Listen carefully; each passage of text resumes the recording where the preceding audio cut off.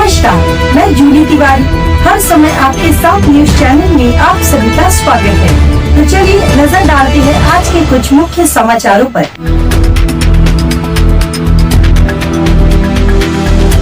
माता त्याग की प्रतिमूर्ति, जीवन की प्रथम गुरु। मदर्स डे पर मातृशक्ति का भव्य सम्मान समारोह संपन्न।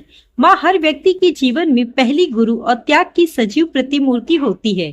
इसी भाव को समर्पित करते हुए वृत्तांत जिला समाचार पत्र के 10वें वर्धापन दिन के अवसर पर आयोजित माय मदर सम्मान समारोह रविवार 10 मई को अंबरनाथ पश्चिम स्थित महात्मा गांधी विद्यालय सभागृह में अत्यंत उत्साहपूर्ण और भावनात्मक वातावरण में संपन्न हुआ। कार्यक्रम में विभिन्न क्षेत्रों में उल्लेखनीय कार्य करने वाली माताओं एवं व्यक्तियों को शॉल, पुष्पगुच्छ, तुलसी पौधा और सम्मान चिन्ह देकर गौरव किया गया। कुल 18 माताओं को इस अवसर पर सम्मानित किया गया। कार्यक्रम में उल्लासनगर महानगर पालिका के सभापति विपुल मयेकर, नगर सेवक दिलीप आढ़ाव, नगर सेविका अल्पना गोरे, पूनम शीलार, रेशमा सुरवे, नगर सेवक धनंजय सुरवे, अजय चिरीवाला, प्रदीप कुमावत, हेमंत जाधव, सुंदरलाल डांगे, भीमराव इंगोली सहित अनेक मान्यवर उपस्थित रहे। इस अवसर पर साहित्यिक विजय हनवती ने माँ की ममता, संघर्ष और संस्कारों पर हृदयस्पर्शी व्याख्यान देते हुए कहा कि माँ केवल एक व्यक्ति नहीं बल्कि हर इंसान के जीवन की सबसे बड़ी प्रेरणा होती है। कार्यक्रम का संचालन अशोक नाइक ने किया, जबकि मुख्य अतिथि नगराध्यक्षा तेजश्री करुंजले पाटिल ने अपने संबोधन में कहा कि माँ का त्याग सर्वोपरि है और मातृत्व का सम्मान करना वास्तव में गौरव की बात है। वृत्तांत जिला के संपादक शत्रुघ्न उमप ने अतिथियों का स्वागत करते हुए आभार व्यक्त किया।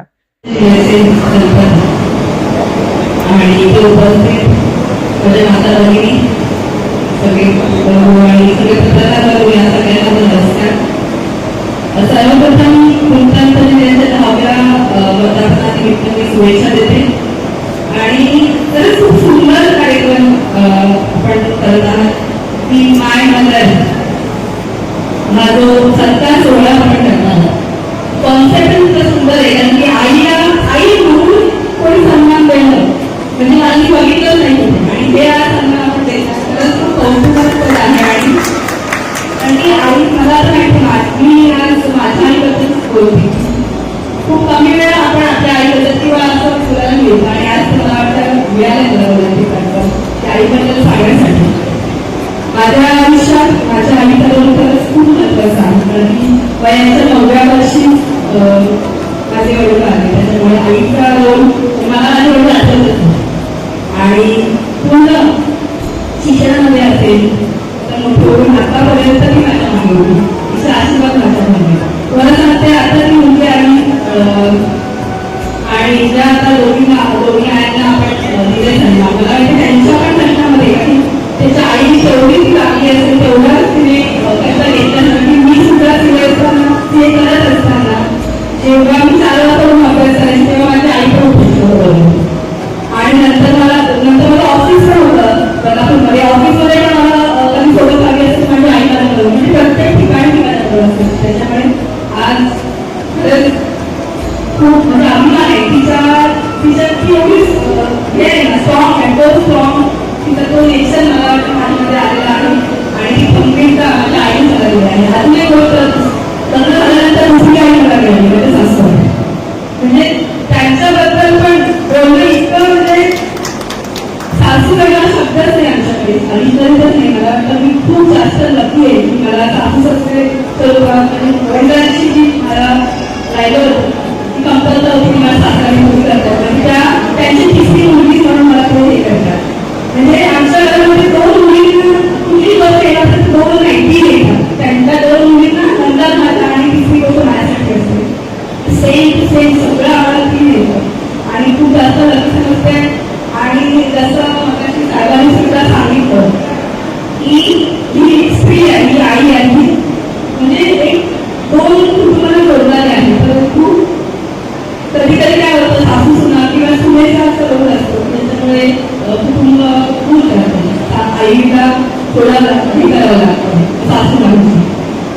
तर मी मानते की एक स्त्री म्हणून आपण हा आपल्या मुलांना सुद्धा एक दिलं पाहिजे की सासू आई सासू सासूला सुद्धा पाहिजे आणि हा जो दोन्ही साईडने तरी एका साईडने त्यांच्या दोन्ही साईड माझ्या सासूबाई पण होतं, मी पण आणि दोन्हीकडून घालतोय ते. परंतु आपण समजून घेतो, सगळे समजत राहतात असं मला वाटतं. आणि परत एकदा मी मुलगी आहे पण मी आई सुद्धा आहे.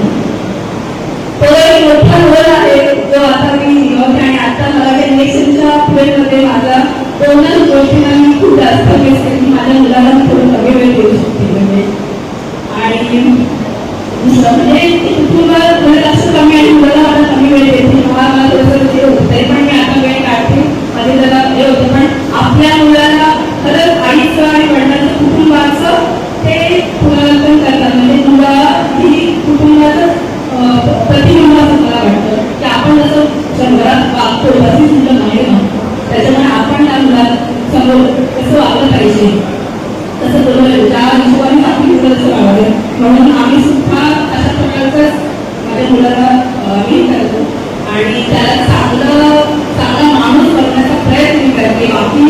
बाकी नाही पण माणूस की मला शिकवायची आहे, मला ती शिकवण्याचा प्रयत्न करते. आपण इथे बोलवण्याचा सन्मान करत आणि या कार्यक्रमासाठी मला भाग मिळाला.